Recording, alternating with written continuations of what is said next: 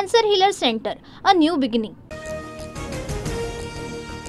अंतराळवीर Sunita Williams तब्बल 9 महिन्यांनी पृथ्वीवर परतल्या, तर भारतीय वेळेनुसार पहाटे 3:27 यान फ्लोरिडाच्या समुद्रात उतरलं. सध्या चालता येत नसलं तरी चेहऱ्यावर समाधानाचं हास्य.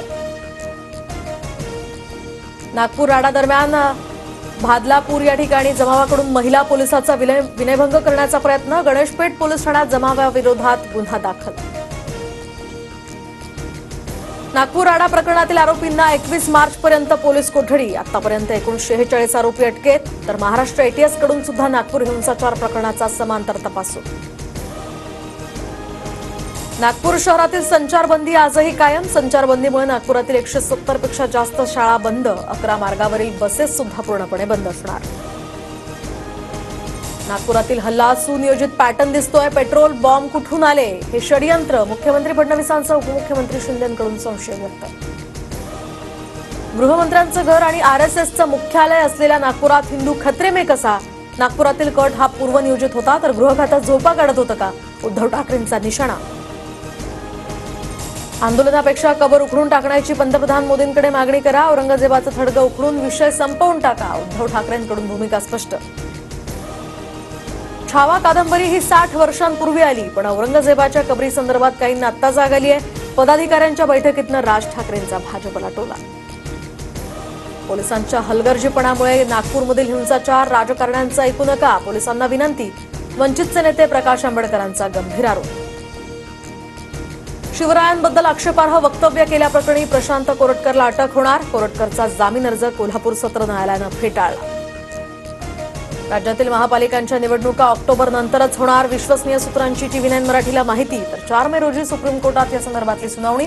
कोर्टानं जरी निकाल दिला असला तरी तयारीसाठी मात्र 100 दिवसांचा कालावधी लागणार. अॅडव्होकेट शेखर जोशींकडून बुलढाण्यामध्ये उद्धव ठाकरे आणि संजय राऊतांकडून त्यांच्या विरोधात तक्रार. तर सामनातील संपादकीय लेखामुळे हिंदूंच्या भावना दुखावल्याचा यातनं आरोप. पुण्याच्या वाघोलीमध्ये तरुणाला जीवे मारण्याचा प्रयत्न. आरोपी सूरज जाधवसह त्याच्या साथीदाराला अटक. वाघोली पोलिसांकडून आरोपीची बकोरी फाटा परिसरात धिंड.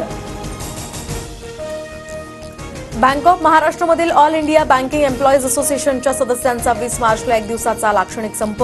कर्मचारी भरतीची यातनं मागणी. पुण्यात 531 जागांसाठी 3000 मुलींची गर्दी. पोलीस भरतीच्या वेळी मोठा गोंधळ.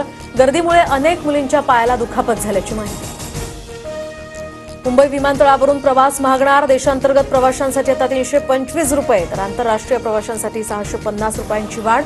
अदानी एअरपोर्ट होल्डिंग्स लिमिटेडनं वापरकर्ता विकास शुल्क वाढवला.